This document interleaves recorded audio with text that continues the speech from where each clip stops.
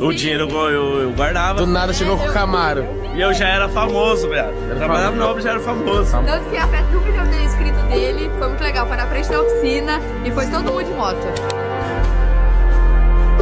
1 milhão de inscritos? 1 milhão de inscritos, mano. Aí, ó, só chora.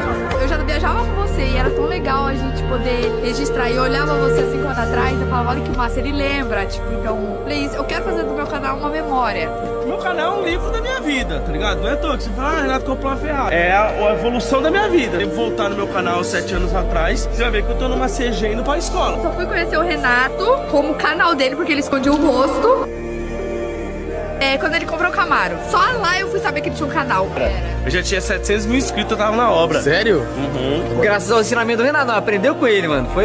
Não tem o que falar. Obrigado. Então o curso saiu hoje, gente.